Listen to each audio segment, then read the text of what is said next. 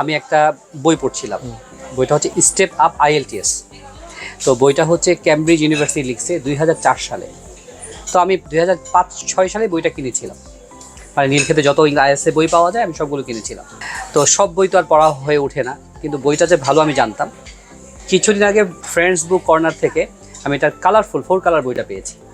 তো এই বইটা আনলাম, মানে 3-4 মাস হয়ে গেল। গতকাল মনে যাচ্ছে এই বইটা কেন পড়তেছি।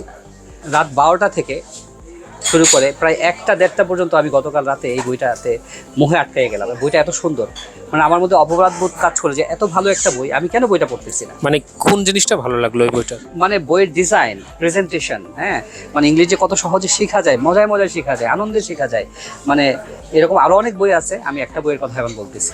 মানে মেইনলি হচ্ছে আমরা যদি শিখতে চাই, আপনি যদি really English, if you want to learn English, there are lots of books in Bangladesh, okay? Black and white colour, 4 colour, understand.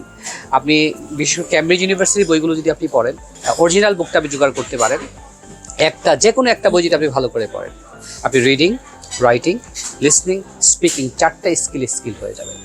হ্যাঁ, এটা সত্য যে আমরা আসলে কোনো বই ধরে মানে ওটা শুরু থেকে শেষ পর্যন্ত ফলো করি না।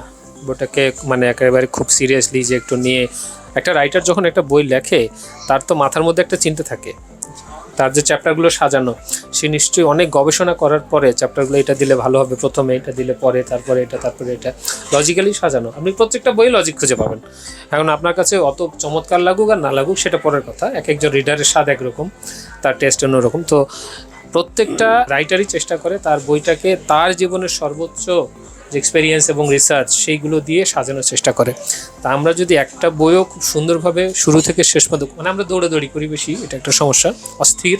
তো এই অস্থিরতা কমিয়ে 2-3টা বই, কমপক্ষে একটা, যদি ভালো লাগে আরও 2-1টা, এরকম সিলেক্ট করে শর্ট লিস্ট করে, যদি আমার ইংলিশের লেভেলটা, এটা একটু কারোর কাছে আপনারা হেল্প নিতে পারেন, মানে আমি বলতেছি রিডারদের বা লার্নারদের উদ্দেশ্যে, যে আসলে আপনার লেভেলটা কোথায় এটা তো বুঝতে হবে, কারণ এক একটা বইয়ের লেভেল এক এক রকমের রিডারদের উদ্দেশ্যে লেখা হয়। তো এই লেভেলটা মোটামুটি বুঝে আপনি যদি একটু কারো পরামর্শ নিয়ে 2-3টা বই কিনে একটা বই অন্তত শুরু থেকে শেষ পর্যন্ত চেষ্টা করেন। ইংলিশ কিন্তু ভাষা নতুন না যে দিনে দিনে চেঞ্জ হয়ে যাচ্ছে, রুল চেঞ্জ হচ্ছে, গ্রামার চেঞ্জ হচ্ছে, তার রাইটিং প্যাটার্ন চেঞ্জ হচ্ছে, এমন না, তাই না? আমি বলি ইংরেজি হচ্ছে বাংলা, আরবি, হিন্দি, উর্দুর মতো আরেকটা ভাষা। জি, মানে পৃথিবীতে সব ভাষা একইভাবে মানুষ শেখে, সব ভাষা একইভাবে শেখে। প্রত্যেকটা ভাষাতে 4টা স্কিল থাকে: রিডিং, পড়তে পারা, রাইটিং, লিখতে পারা, লিসনিং, শুনে বুঝতে পারা, স্পিকিং, বলতে পারা। এই 4টা স্কিলে যদি আপনি স্কিল হতে পারেন, আপনি যে কোনো ভাষায় দক্ষ হয়ে যাবেন।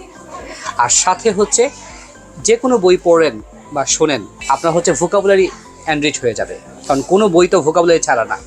আর আলাদা করে আপনাকে একটু grammar step by step practice করতে হবে।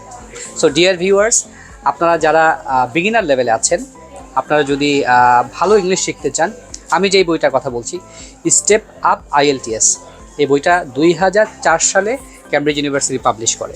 এই বইটা আপনারা নীলক্ষেতের ফ্রেন্ডস বুক কর্নারে গেলে পাবেন, একদম অরিজিনাল বইটা পাবেন, খুব বেশি দাম না, 1000 টাকার মধ্যে হয়তো, ঠিক আছে।